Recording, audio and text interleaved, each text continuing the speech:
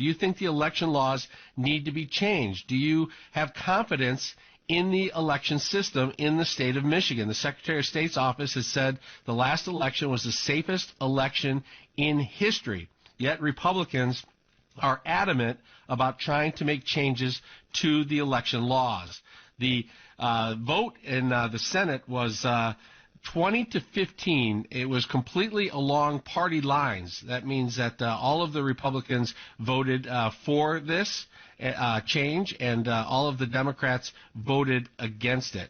It would establish stricter requirements for voter ID. So what they're talking about is when you go to the polls, you would have to show your identification if this were to pass. And if you didn't have your identification, your ballot would be put off to the side.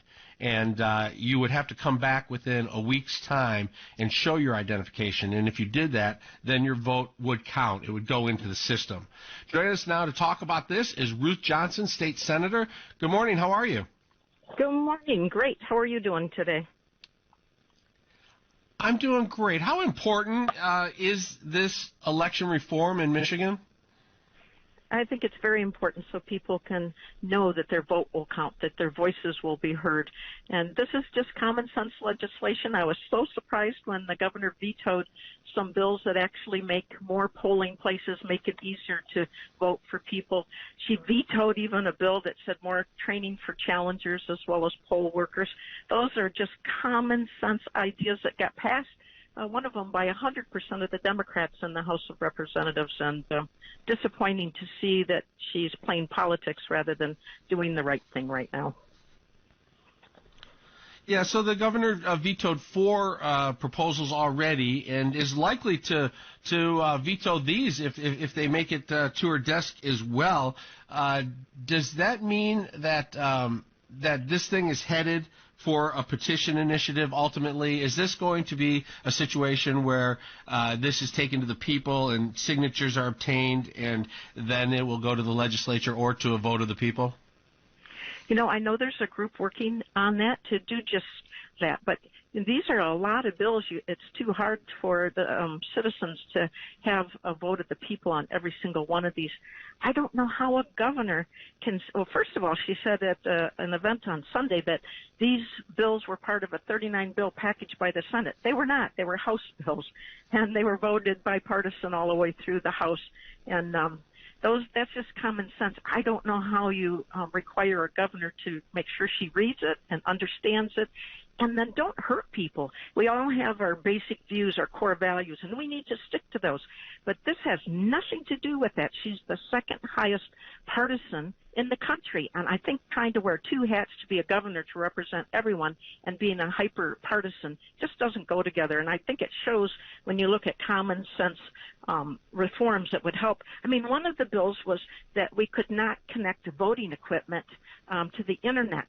That's not partisan. That's just good policy. And then the other one is third parties wouldn't have access to our qualified voter file. That's very important. That file someone could get into and change the outcome of elections and who can vote. These are things you shouldn't have to do a citizens initiative over. And again, the Democrats supported it in the House of Representatives. It's not it's just the right thing to do. And it's so disappointing after being a county clerk and the Secretary of State for 8 years that what's going on right now. I've worked under 5 governors. I've never seen anything like this.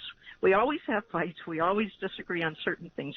But we have always come together in the 35 years I've been serving, always come together for what's best for the people while we continue to debate some issues. These are not debatable. These are just common sense reforms.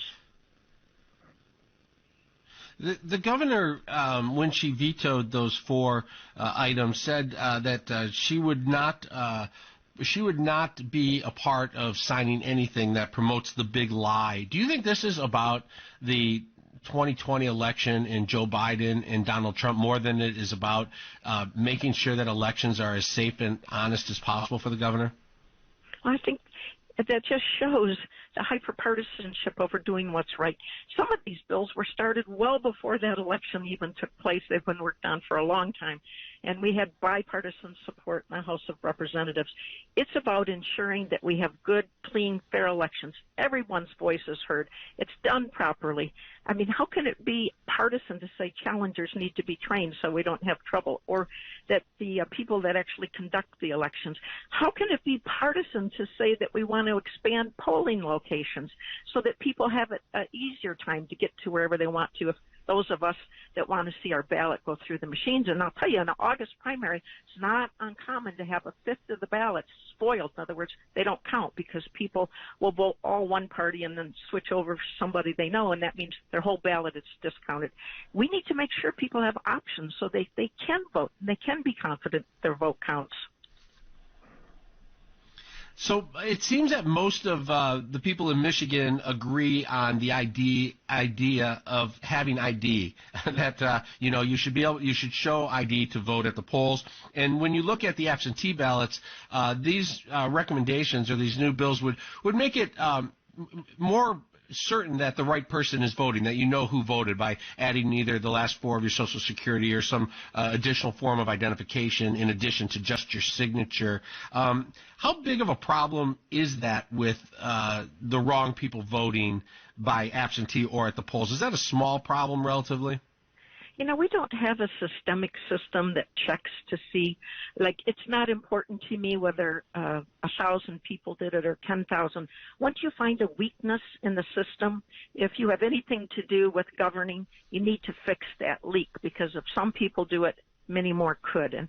And we know that there has been a problem, and that we have people that have tried to vote that got, I call them invitations to vote. Our Secretary of State spent half of her CARES money that was supposed to go, that's federal dollars, that was supposed to go to help our local clerks, our 1,525 local clerks that actually conduct the elections, to help them during COVID. She spent half that money on something else of the over $11 million, which is, part of it is sending out absentee ballot requests, which come from your local clerk, not your Secretary of State. And she used a file that had over 800,000 people that weren't qualified to vote. They were sent invitations to vote by the Secretary of State. We have to make sure that we fix these, I call them plugging the holes before they become giant holes, and that's what we're trying to do. We want to make sure that everyone that is qualified gets registered and has a great opportunity to have their voices heard. And when you allow people or encourage people or send them an invitation to vote, 800,000, and she admitted that she knew that some were going out to people that had changed their driver's license to another state, and invite them to vote in Michigan with no system, not one system systemically that can pick them out. So if you voted in two states, the only way we found them when I was Secretary of State was because Department of Treasury looked into it, because where you vote is where your homestead is, and some people were claiming homesteads both like in Florida and Michigan. And it takes like a 6-month investigation to do that by numerous people to check signatures and check with both the clerks, and it's a lot of work. We just need to make sure it doesn't happen, that's all. It's pretty simple to me. Why would you leave a big gaping hole in integrity if you want people to realize and feel like this is America? It is one person, one vote, and we are sure that your voice will be heard, and it won't be diluted by somebody that shouldn't be voting. All right, Ruth Johnson, State Senator, I hope you get these bills passed. We'll be watching. It's going to be tough with that governor and her veto pen. Thanks for your time this morning. Thank you. Have a great day.